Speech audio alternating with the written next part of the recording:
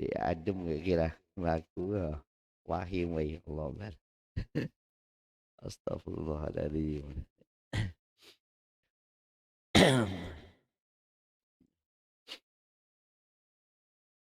A'udzubillahi minasyaitonirrajim. Bismillahirrahmanirrahim.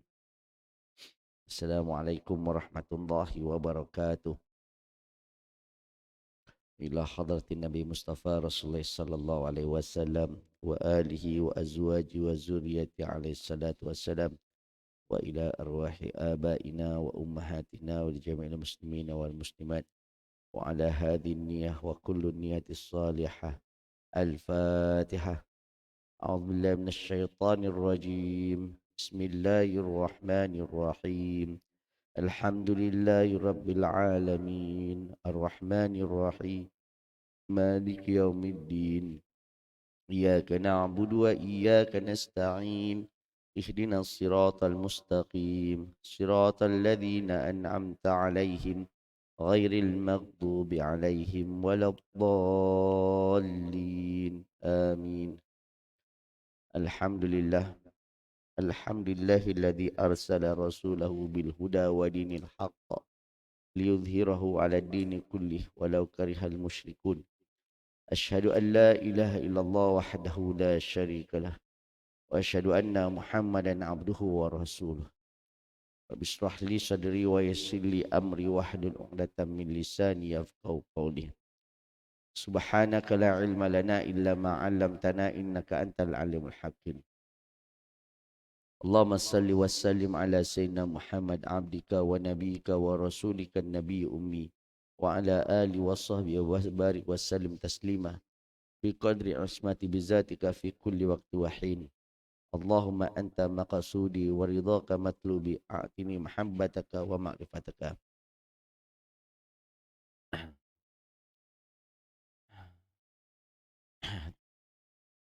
Tuan-tuan dan puan-puan rahmat Allah Subhanahu wa taala yang dirahmati Allah ya.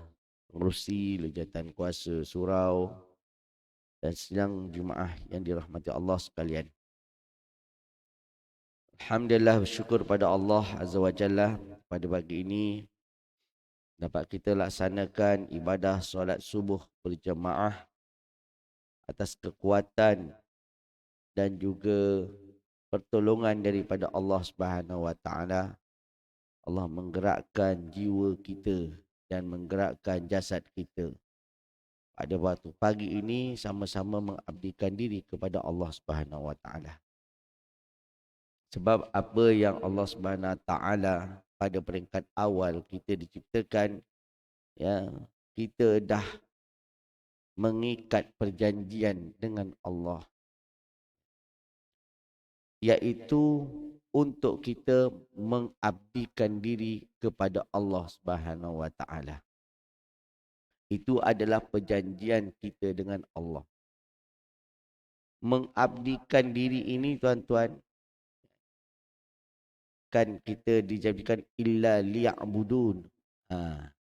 Makna liya'budun itu daripada kalimat abdun. Ibadah itu asalnya daripada ibadah abada abadun. Abadun tu hamba. Jadi hamba itu maksudnya macam mana? Hamba itu dia mesti mempunyai tuan. Dia mesti mempunyai orang yang akan mengongkong dia. Kalau hamba itu dia tidak bertuan, maknanya dia dah bebas. Dan sifat hamba ni apa dia? Sifat hamba ni, ini adalah dia melakukan segala suruhan-suruhan oleh tuannya. Apabila dia melanggar segala perintah tuannya, maka tuannya berhak untuk mengapakan sahaja kepada hambanya. Dan orang yang ada di sekitarnya tidak akan merasa marah. Sebab hamba itu milik tuan. Itu apabila seorang hamba dengan tuannya. Dia tidak perlu ada gaji, dia tidak perlu ada pangkat. Yang penting dia lakukan apa yang disuruh urut oleh tuannya Dapat makan pun alhamdulillah. Kalau dia tak buat, kena pukul pun dia terima. Itulah sifat hamba. Apabila kita ini sebagai hamba Allah Subhanahu wa taala, ya. Ketika mana perjanjian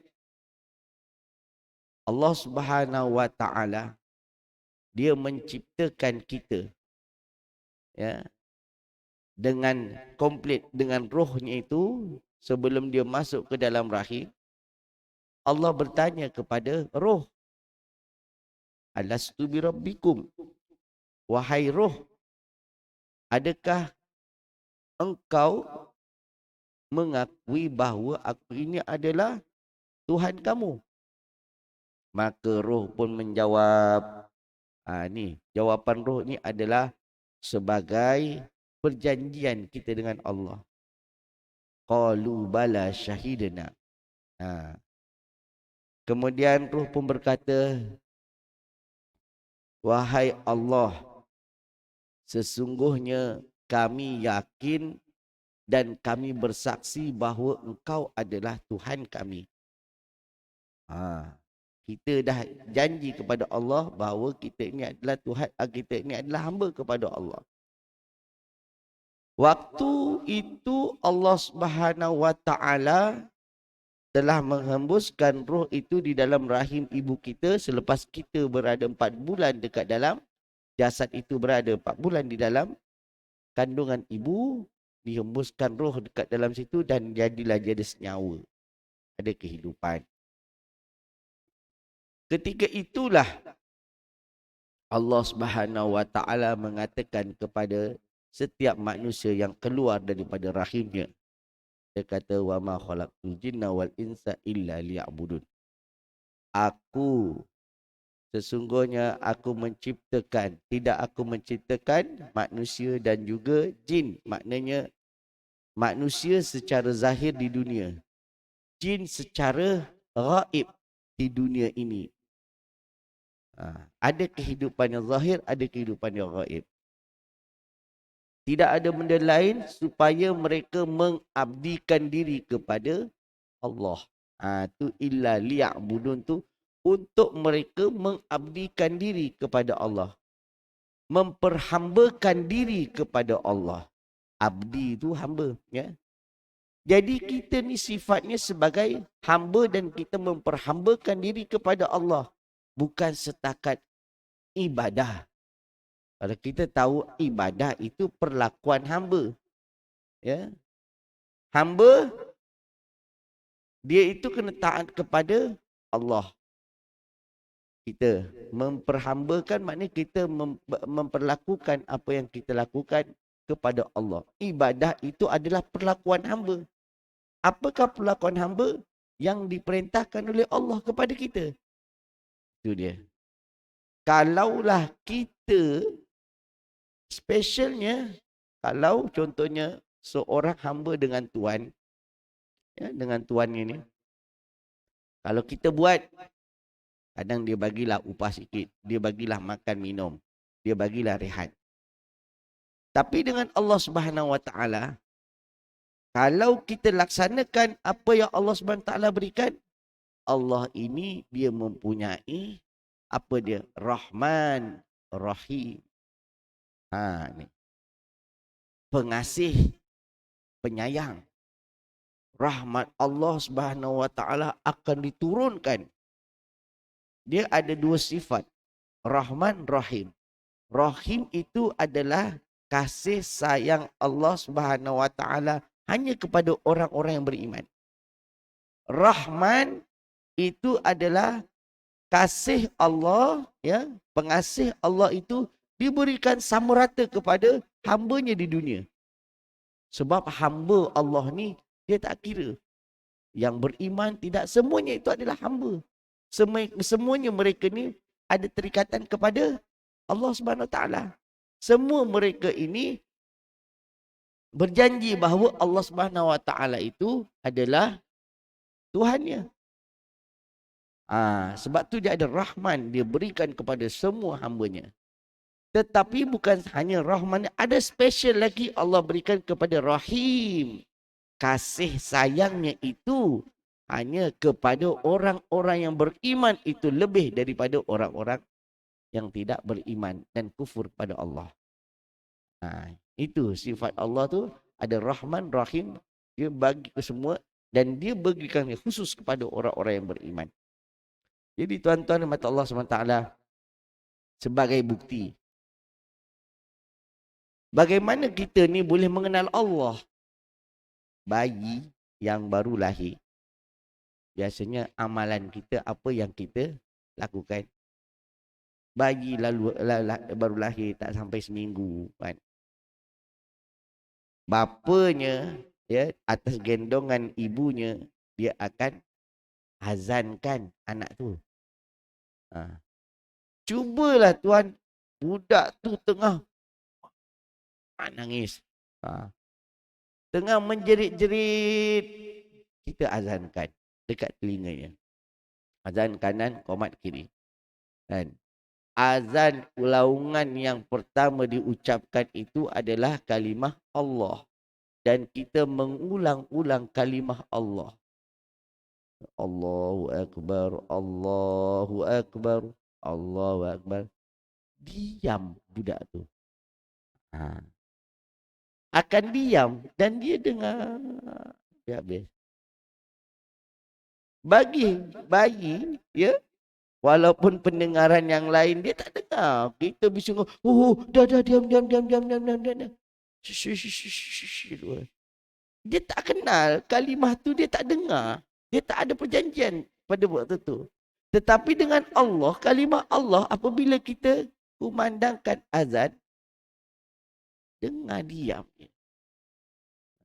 Kita kata, azan baru diam.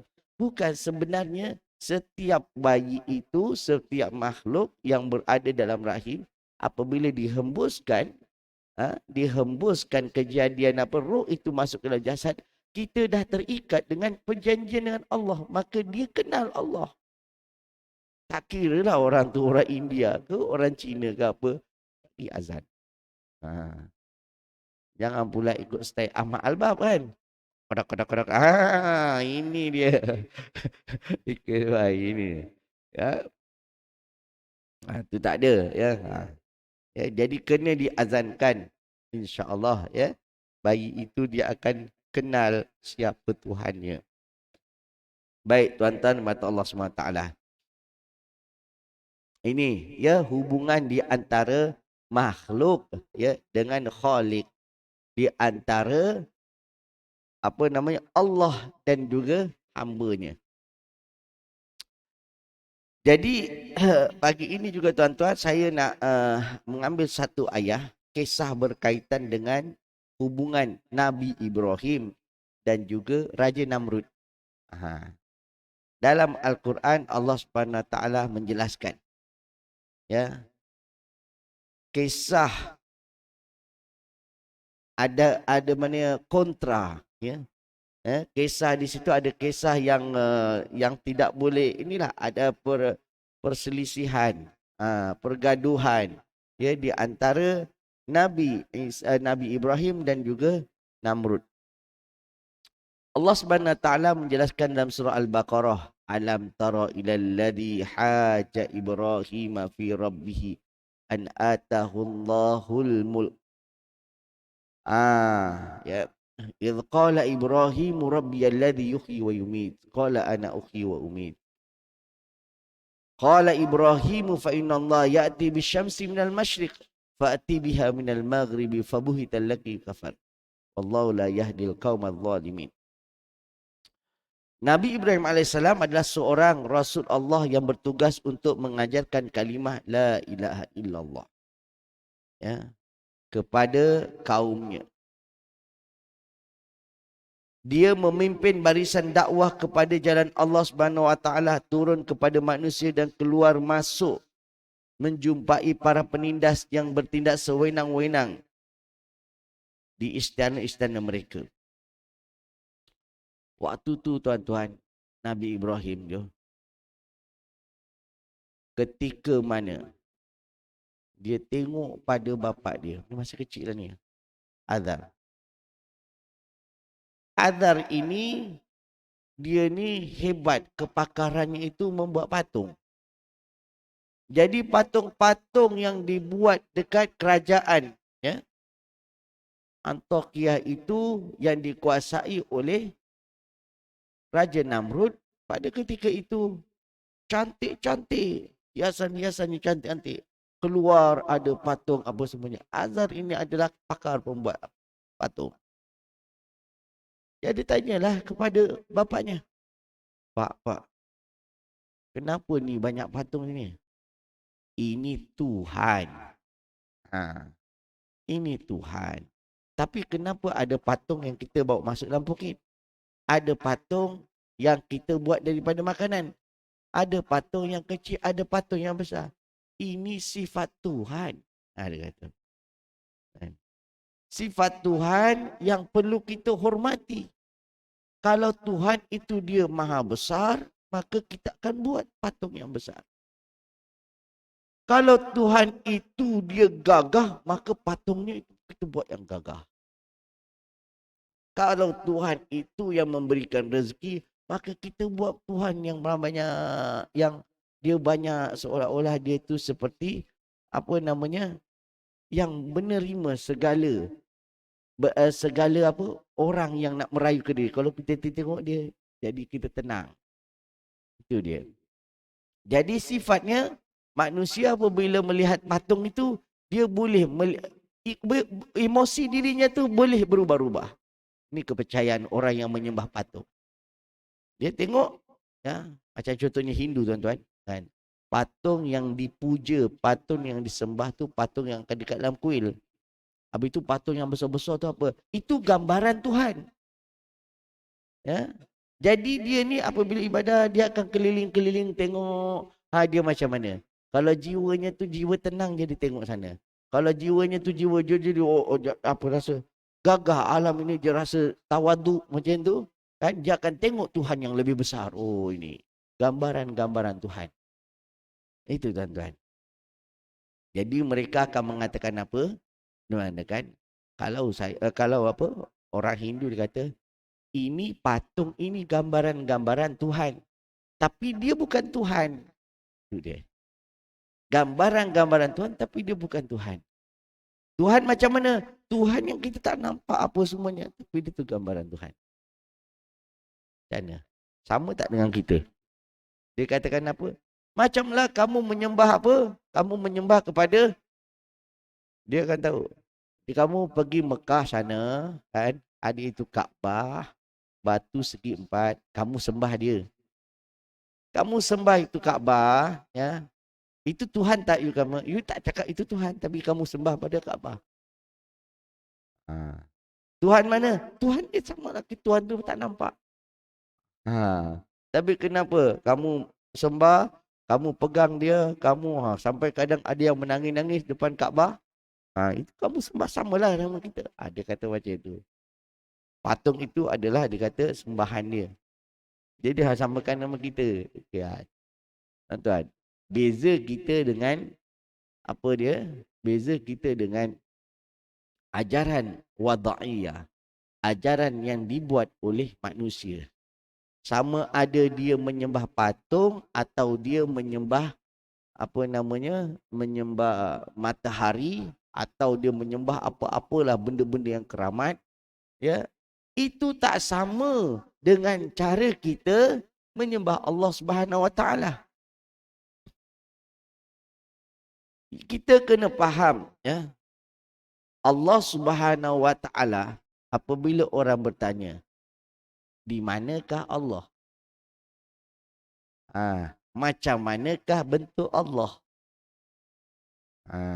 Ya.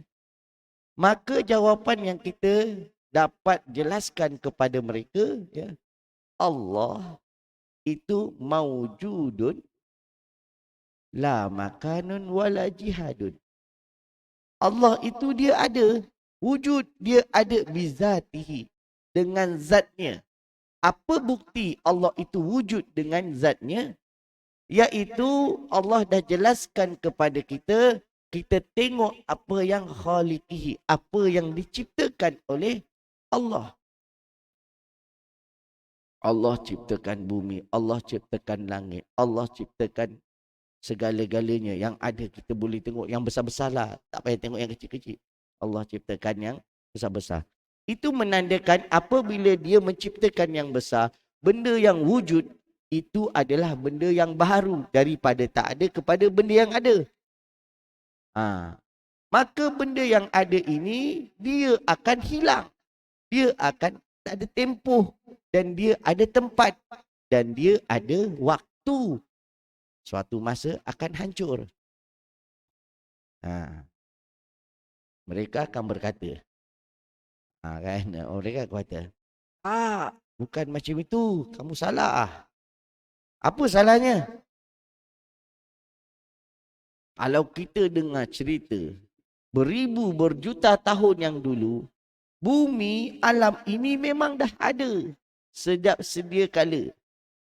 Kalau kita mati, dia pun ada. Dialah penghidupan yang pertama dan terakhir. Jadi dia akan kata macam tu. Alam ini akan ada. Ukuran apa yang berlaku, fenomena alam itu setiap tahun saban hari dan saban tahun adalah benda yang sama. Hujan, banjir, kemarau itu benda yang sama. Ini fenomena alam. Tak ada kaitan dengan Tuhan. Ada kan itu. Apa yang kita kena jawab, ya. Kalaulah cawan ini tak mungkin dia ada dengan sendirinya. Tak mungkin. Dia ini tiba-tiba ada. Ya, ada dari dulu. Sebelum saya datang sini pun cawan ni dah ada. Nanti saya balik pun cawan ni ada. Tak mungkin kita akan macam tu. Tapi cawan ini mesti ada yang membuatnya. Betul tak? Itu kita kena pakai mantiknya lah. Pasti dia akan ada ada yang membuatnya. Dia daripada benda tak ada menjadi benda yang ada. Kemudian dia benda yang baharu, dia ada tempoh dan masa, dia ada tempat dan pada satu masa dia akan pecah dan dia akan hancur.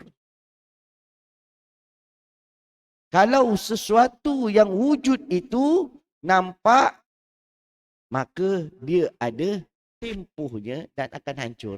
Begitulah juga dengan alam. Tak mungkin dia akan wujud dengan sendirinya, pasti ada yang mewujudkan. Siapa yang mewujudkan? Allah itulah yang mewujudkan. Tidak ada kuasa yang lebih besar, yang hebat kecuali Allah. Itulah membuktikan bahawa Allah tu wujud. Dengan zat dia, dia yang menciptakan. Itu. Habis tu, macam mana kita nak tahu bentuk Allah? Seperti mana yang digambarkan oleh agama yang menyembah patung. Agama Taoisme yang menyembah matahari. Dia kata matahari itu adalah sumber segalanya kehidupan. Maka waktu tu adalah dialah Tuhan. Okey. Jadi macam mana? Jadi bezanya Allah Subhanahu Wa Taala dengan mereka yang menyembah patung, ya. Allah itu laisa kamitslihi syai' wa huwas samiul alim. Allah itu tidak menyerupai segala sesuatu. Kalau kita katakan Allah tidak menyerupai segala sesuatu yang menepati di alam ini. Tak. Ini agak kita kena fikir agak di luar sedikit lah. Maksudnya Allah ini dia tidak menepati segala sesuatu di alam ini sebab alam ini Allah yang ciptakan. Alam ini Allah yang ciptakan. Takkanlah Allah bergantung kepada alam ini. Tak ada, tak mungkin. Sebab alam ini Allah yang ciptakan. Dia ada di tempatnya yang kita tak tahu tempatnya macam mana. Tapi kita kena yakin bahawa Allah itu dia ada. Baik. Sebab itu kita tidak boleh menggambarkan Allah itu, kalau contohnya Apabila dia berkuasa, maka adalah gambar yang hebat berkuasa. Apabila Allah itu besar, maka kita buatlah gambar atau patung yang besar. Allah itu Maha Pengasih dan Penyayang, maka kita buatlah patung yang cantik-cantik ini, yang boleh meredakan fikiran kita. Tak boleh kita nak menyamakan Allah dengan gambaran-gambaran tersebut seperti yang digambarkan oleh orang-orang yang menyembah patung. Tu. Itu bezanya. Laisa kamisli syai'. Kita tak boleh menggambarkan Allah itu dengan sifat-sifat yang ada kepada makhluk itu sendiri. Kan? Sifat-sifat yang ada pada makhluk macam mana? Macam tu tadi. Oh, kalau Allah itu dia ini besar, maka kita buatlah benda yang besar. Kita nak menggambarkan bahawa Allah itu besar. Tu kuil yang dekat mana? Yang dekat Batu Keh besar. Ini yang mengatakan Allah itu agung, Allah besar. Jadi buatlah kuil yang besar macam tu. Yang cantik, yang mahal. Nak menunjukkan Allah itu besar. Itu gambaran dia. Tak boleh kita nak gambarkan Allah dengan sesuatu yang yang menyerupai makhluk. Yang menyerupai makhluk tadi. Itu tuan-tuan. Baik. Jadi itu perbezaan yang perlu kita fahami. Di mana kedudukan Allah. Dan Allah tidak bertempat. Allah tidak menempati ruang. Allah itu tidak ada. Kita tidak boleh, Allah itu tidak ada di suatu tempat yang khusus, tidak ada. Sebab tempat yang khusus itu adalah ciptaan Allah. Dan Allah tak mungkin bergantung kepada tempat itu. Okey tuan-tuan. Maka apa yang berlaku kepada Nabi Ibrahim apabila dia melihat macam tu? Nabi Ibrahim dia nak mencari kebenaran. Kalimah la ilaha illallah, ya Allah. Aku beriman kepadamu ya Allah. Tapi macam mana aku nak membuktikan keimananku ini?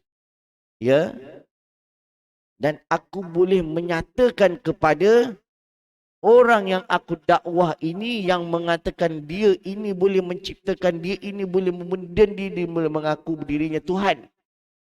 Seperti Najir Namrud ini. Tu kan, seperti Najir Namrud yang tegas, yang ganas, yang jahat. Macam mana aku nak membuktikan kepada dia? Sebab itulah Nabi Ibrahim waktu tu dia menunggu. Sebelum dia ni dia nak meyakinkan, kata tak mungkin. Dia ni orangnya ni bijak Tengok Tuhan yang banyak di luar, kemudian tengok bapaknya yang buatlah. Kalau macam tu bapa aku makamnya, tempatnya lebih tinggi daripada patung-patung ni, sebab bapa aku yang membuat patung. Tak boleh, patung ni tak boleh lah aku sembah. Walaupun orang semuanya sembah pada tahu tu, dia tak boleh. Kemudian dia tunggu. Pagi dia tengok ada matahari. Dalam keadaan dia sejuk, gelap, tak nampak, tiba-tiba matahari memberikan cahaya. Waktu itu dia kata, oh barangkali ini Tuhan aku. Bolehlah ni Tuhan. Tapi nak maghrib matahari tenggelam. Takkanlah matahari Tuhan itu boleh dia bagi dia hidup kemudian dia tidur. Oh bulan pula bagi cahaya, ini Tuhan malam. Oh ada Tuhan siang, ada Tuhan malam. Dia kata macam tu kan. Tapi takkan mungkin ada Tuhan itu dia ada bersilih berganti. Dia tugasannya itu ada ada waktu siang, ada waktu malam kan. Dia berganti-ganti. Tak mungkin ada Tuhan yang banyak. Jadi macam mana akan berlaku, sistem ni akan hancur. Jadi dia tak boleh percaya. So, dia tanya kepada Allah. Wa idh qala Ibrahim rabbi arini kaifa tuhyil mauta. Sampai bagaimana engkau menghidupkan sesuatu yang mati. Aku nak tahu ya Allah macam mana engkau boleh menghidupkan sesuatu yang mati. Maknanya kami dulu tak ada, kami aku ada. Macam mana? Sehingga dalam ayat tu qala fahudh arba'atan minat tayri fasurhunna ilaika thumma ja'al ala kulli jabalin minhunna juz'a. Ambil seekor seekor apa? Seekor Allah Subhanahu Wa Taala bagi tahu, dia berdialog dengan Nabi Ibrahim, kamu ambil seekor burung. Kamu sembelih dia. Bahagiannya kamu bagi 4. Kepalanya dekat satu dekat satu bukit, satu gunung. Badannya dekat satu gunung, sayapnya satu lagi, badannya satu gunung. Kakinya dan buntutnya dekat satu gunung. Arba'atin minat tayri fasurhunna ilaika thumma ja'al. Kata ambil 4. Ambil 4 ni, ambil 4 apa bukan? Arba'atul tayri maknanya ambil 4 burung, kamu sembelih. Kemudian dah sembelih, kamu letak dekat 4 penjuru. Summa yad'unna ya'tinaka sa'ya. Selepas itu kamu berdoa kepadaku supaya engkau minta Allah menghidupkan kembali burung yang telah kamu matikan. Kamu sembelih tu diletak di bawah penjuru. Kamu doa, ya Allah ya Tuhanku, dengan kuasa-Mu kau hidupkanlah kembali burung yang telah mati ini. Hidup. Dia nampak burung tu terbang balik. Masya Allah, barulah dia yakin dengan Allah bahawa segala sesuatu itu pertolongan daripada Allah. Allah yang boleh menghidupkan, Allah matikan. Itu tuan-tuan. Jadi pada waktu tu barulah dia yakin bahawa Allah Subhanahu Wa Taala yang boleh menghidupkan dan dia adalah Tuhan. Sebab itu dia hancurkan berhala-berhala yang dekat situ. Selepas dialog di antara Namrud dan Nabi Ibrahim tentang ketuhanan, dia kata, kenapa kamu patahkan, kamu belah patung yang besar ini? Patung yang banyak, yang kecil-kecil, dia tekan belah. Kemudian Nabi Ibrahim kata, wahai tuanku, wahai sang raja, kalau kau katakan siapa yang potong kepala patung-patung yang kecil ini, kamu tanyalah kata-kata yang besar itu. Sebab kapaknya ada bersama dia. Kata tu kan. Kata, aduh, tak boleh berhujah lagi macam ni. Tangkap. Jangan bagi dia ni bercakap. Macam tu. Kata, Tuan, takkanlah kita tak boleh nak bercakap. Saya nak menerangkan kepada Tuan bahawa bukan patung ini yang berkuasa, tetapi Allah Subhanahu Wa Taala yang berkuasa. Itu kan. Akhirnya Allah dalam ayat ni, alam tara ilal ladina haja Ibrahim fi rabbih. Maka pada waktu itu apabila Nabi Ibrahim itu ditangkap, maka dia kata, wahai Ibrahim, kenapa engkau tak yakin kepada aku bahawa aku inilah yang sepatutnya engkau hormat dan engkau sembah?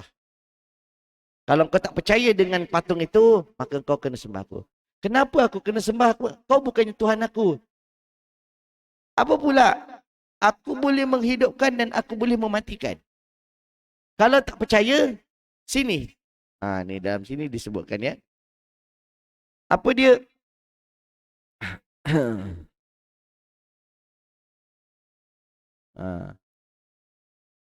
Wa atahullahul mulk.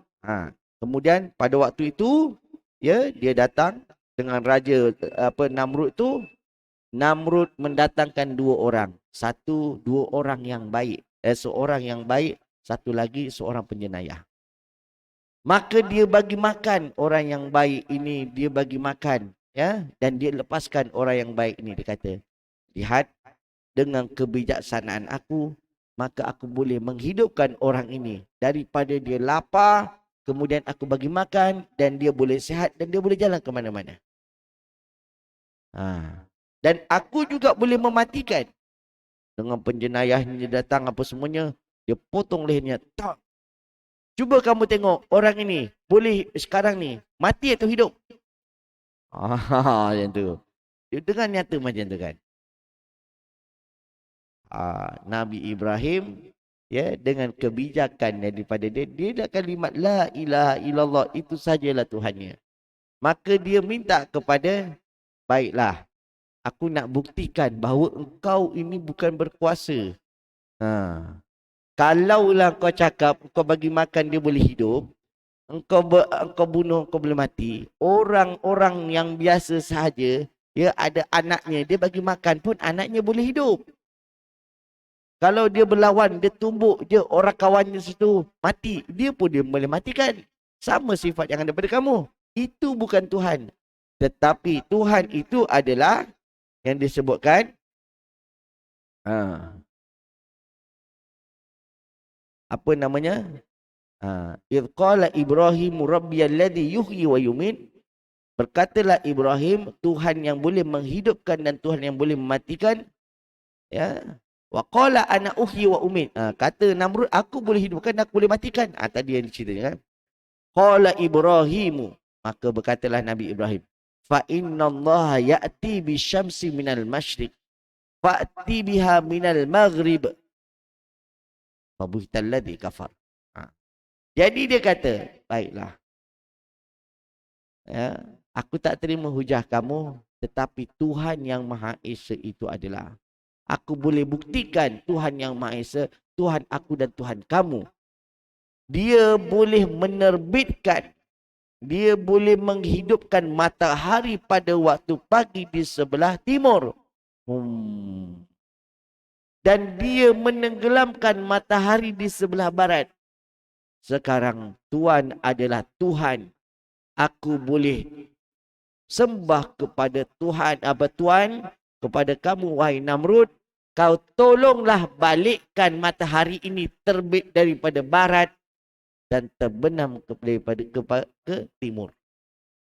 Engkau akan berkuasa. Sekarang aku minta supaya aku bagi tempoh kau nak balik sampai bila? Yang tu. Kalau Tuhan aku, dia kata, dia boleh terbitkan daripada timur, dia tenggelamkan daripada barat. Sekarang kau pula, aku nak patah balik macam tu. Pening kepala dia.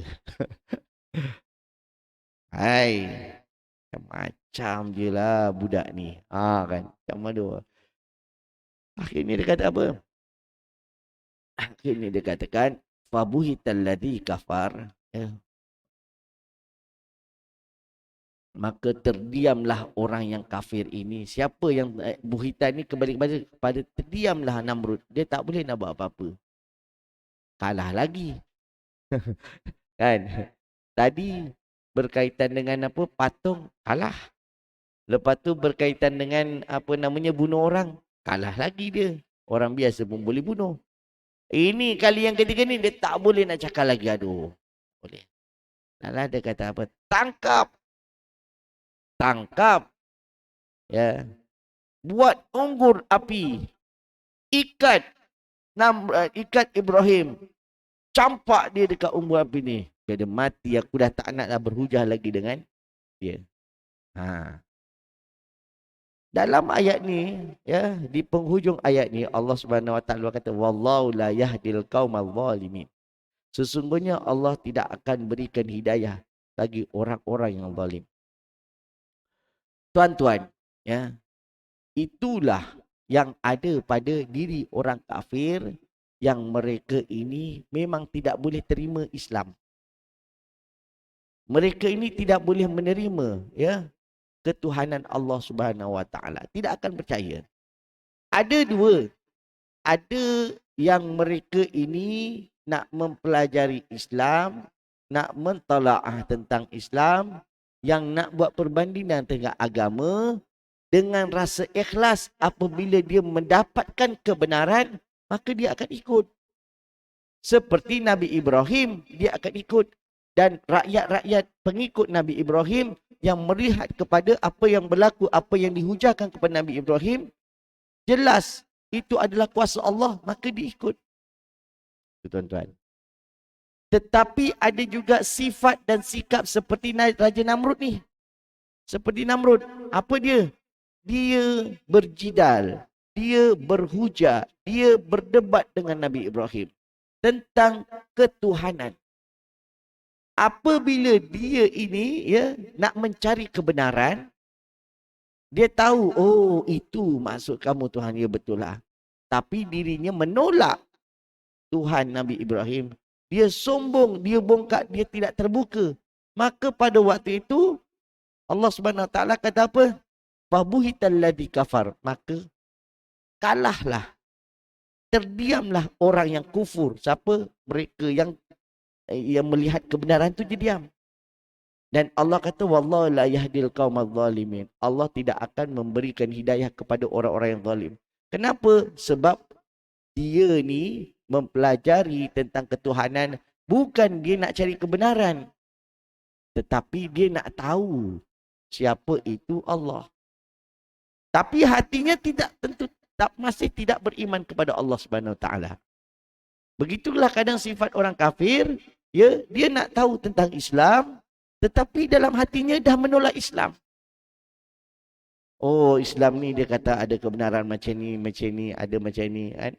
Macam contohnya, berlakunya banjir, berlakunya apa dalam Al-Quran. Kita kalau misalnya hamba-Nya yang tidak melakukan amal soleh, maka Allah Subhanahu Wa Taala akan menurunkan ujian. Ujian-ujian tentera-tenteranya akan diturunkan. Maka orang-orang yang kafir ni dia kata apa? Ini adalah fenomena alam. Ya. Adanya ribut, adanya apa, ini memang berlaku. Dari kajian meteorologi memang ada macam ni. Adakah dia ni nak mendekatkan diri kepada Allah? Tak ada. Dah banjir ke, dah ada ribut ke, dah tertanggal dia punya apa namanya, atap ke, tetap aja. Tak sembahyang juga. Sebelah masjid, sebelah surau pun tak datang juga. Macam itu. Kan? Sebab apa? Sebab hatinya tu, dia ini tidak ada kesedaran. Jangan sampai kita ni digolongkan oleh Allah Subhanahu Wa Taala, wallahu la yahdil qaumadz zalimin. Allah Subhanahu Wa Taala tidak akan membuka pintu hidayah bagi orang-orang yang zalim. Ini itu yang kita khawatirkan. Seperti orang-orang kafir yang mereka ini nak mengenali Islam, tetapi mereka ini menentang Islam. Jadi macam mana pun dia kan tidak akan menerima Islam. Itu tuan-tuan. Itu pengajaran yang saya nak ambil sedikit berkaitan dengan kisah antara Nabi Ibrahim dengan Raja Namrud. Cuma kisah yang berkaitannya kunu bardan wa salaman ala Ibrahim. Ketika mana ya Nabi Ibrahim itu dia telah diikat. Dia yakin bahawa pada ketika itu hanya Allah sahaja yang boleh menolong. Dan pada ketika itu malaikat Jibril datang kepada Nabi Ibrahim. Memang malaikat Jibril tu dia punya apa? Tugasannya itu menyampaikan wahyu. Semua para nabi dan rasul dia datang. Datanglah dia kata. Dia kata wahai Rasulullah, ya, Nabiullah, Khalilullah, Nabi Ibrahim. Sekarang aku nak minta kepada kamu apa yang boleh aku tolong. Kau nak minta aku hancurkan mereka ini yang tidak beriman kepada Allah. Kau nak aku dakap kau biarkan kau tak terbakar. Aku lakukan. Tapi apa jawapan Nabi Ibrahim? Dia kata, tak apalah Jibril. Aku ada Allah. Aku ada Allah. Maha suci Allah yang maha pengasih dan maha penyayang. Ya, kasihku kepada Allah tidak berbelah bagi. Dan pada waktu itu aku yakin bahawa Allah akan menyelamatkan aku daripada aku sebagai insan yang teraniaya. Itu dia yakin. Tak payah. Bantuan itu bukan daripadamu wahai Jibril. Bantuan itu bukan daripada engkau yang boleh selamatkan aku. Tapi Allah boleh selamatkan aku. Padahal Jibril boleh je. Dia memayungi itu kan. Jibril terdiam. Jibril terdiam. Itulah yang dikatakan jiwa atau roh yang ada di dalam jasad Nabi Ibrahim. Dia ada satu komponen, rohnya hidup. Hubungannya dengan Allah Subhanahu Wa Taala sebagai seorang hamba, dia ada nama khususul mahsus yang disebutkan oleh Imam Ghazali. Dekatnya dirinya itu kepada Allah tu begitu khas, begitu rapat dengan Allah. Kalau kita rapat, kita nak dekat hubungan kita dengan Allah, kita setakat daripada mulut kita mengucapkan kalimah la ilaha illallah. Daripada mulut barulah kita dengar ke telinga la ilaha illallah. Kemudian tangan kita pun bergetar dengar kalimat la ilaha illallah. Segala jasad-jasad kita dapat mendengar kalimah la ilaha illallah. Sambil banyak kita mengucapkan kalimah la ilaha illallah, barulah dia masuk sedikit ke dalam hati kita. Bukan hati-hati yang benda ni, daripada jasad kepada roh.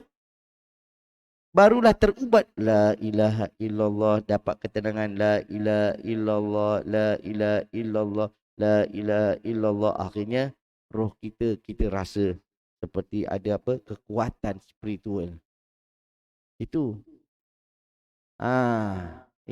Ini kita sebagai seorang hamba, paling tinggi pun kita taraf ibadahnya khos, ibadah yang khusus sahaja. Tetapi para nabi dan para rasul dan juga para waliullah, dia boleh sampai ke tahap khususul mahsus, yang dia rasakan apa yang disebut oleh Allah Subhanahu Wa Taala, fa innal hayatud dunya mata'ul ghurur. Kehidupan dunia ini adalah kenikmatan yang sia-sia. Tak nampak sebab dunia ini adalah keperluan jasad. Jasad itu hanya sementara, benda yang baru dia akan hancur. Akan tetapi yang kekal itu adalah roh di sisi Allah, amalan. Maka pada waktu itu, cara berzikirnya itu setiap urat nadi yang mengepam, urat nadi kita yang berdenyut, di situlah kalimah Allah itu dia akan bersama dengan denyutan nadi. Sambil itu dia berzikir. Itu tuan-tuannya, sampai macam tu. Maknanya diamnya dia, rohnya itu yang berzikir. Kita jasadnya, mulut yang berzikir baru boleh. Tapi rohnya itu dia boleh berzikir kepada Allah. Rohnya kuat. Itulah sampai Allah Subhanahu Wa Taala mendengar dan boleh melindungi, dan Allah itulah yang menjadi wali. Inna waliyallah la khaufun alaihim walahum yahzanun. Sesungguhnya wali Allah itu dia tidak akan takut dan dia tidak akan rasa sedih. Hidup di dunia dengan apa jua kenikmatan yang ada kat dunia, dia tak terpengaruh. Apa maksud waliullah ini? Waliullah itu adalah yang mendapat dakapan Allah, yang mendapat perlindungan Allah. Wali, itu kan wali murid, orang yang melindungi murid, itu mak bapak kan. Waliullah, Allah yang melindungi kepada hambanya itu. Jadi itulah tahapannya yang ada pada Nabi Ibrahim, sehingga dia yakin, sehingga Allah Subhanahu Wa Taala kuni salman wa salaman ala Ibrahim. Wahai api yang aku ciptakan, engkau adalah makhlukku. Ketika mana api itu yang bersifatnya panas, yang memerah nyala, dia akan membakar segalanya apa yang ada kat dunia. Tetapi pada jasad Ibrahim, kau berikan perlindungan dia, gantikan dia dengan sejuk. Tidak terbakar. Dia punya pakaiannya pun tak terbakar. Itu yang menjadi pelik. Namrud apabila melihat semuanya dah hangus, Nabi Ibrahim senyum je. Takut dia. Allah. Apa punya manusia ni, guna apa ni? Tak boleh buat apa-apa. Itu dia tuan-tuan. InsyaAllah tuan-tuan mata Allah SWT, sebenarnya ada kesamaan di antara sifat, kejadian dan dia kehidupan Namrud ini dengan yang zaman sekarang ni. Siapa dia? Mustafa Kamal. Ataturk. Dia ingat nak kaitkan dengan benda tu kan. Macam mana kejahatan dan juga apa namanya kezaliman yang dilakukan oleh Namrud itu ada sifatnya itu pada Mustafa Kamal. Tapi tak apalah, itu akan datang insyaAllah. Ya. Jadi tuan-tuan dan Allah SWT, ya. Jadi setakat itulah ya pembincang kita pada pagi ini yang berkaitan dengan kisah-kisah yang boleh menjadikan pengajaran untuk kita semuanya. Semoga apa yang kita peroleh ini mendapatkan lagi takarub kita dengan Allah dan kita dipilih oleh Allah sebagai insan yang bertakwa. Usikum wa nafsi bitaqwallah faqad hadal muttaqun. A'udzubillahi minasyaitonir rajim. Bismillahirrahmanirrahim. Alhamdulillah alamin. Wassalatu wassalamu ala asyrafil anbiya'i wal mursalin wa ala alihi washabihi wasallim. Allahumma ja'al jam'ana hadha jam'an marhuma wa tafarruqana min ba'di tafarruqan ma'suma. Allahumma adnal haqqa haqqa wazna ittiba'a wa adnal batila batila wazna ijtinaba. Sallallahu ala sayyidina Muhammad wa ala alihi washabihi wasallam. Alhamdulillah alamin. Subhanakallahumma wa bihamdika asyhadu an la ilaha illa anta astaghfiruka wa atubu ilaik. Wal 'asr. Innal insana lafi khusr. Lilladzina amanu wa 'amilus solihati wa tawassaw bil haqqi wa tawassaw bis sabr. Usikum wa nafsi bitaqwallah. Assalamualaikum warahmatullahi wabarakatuh.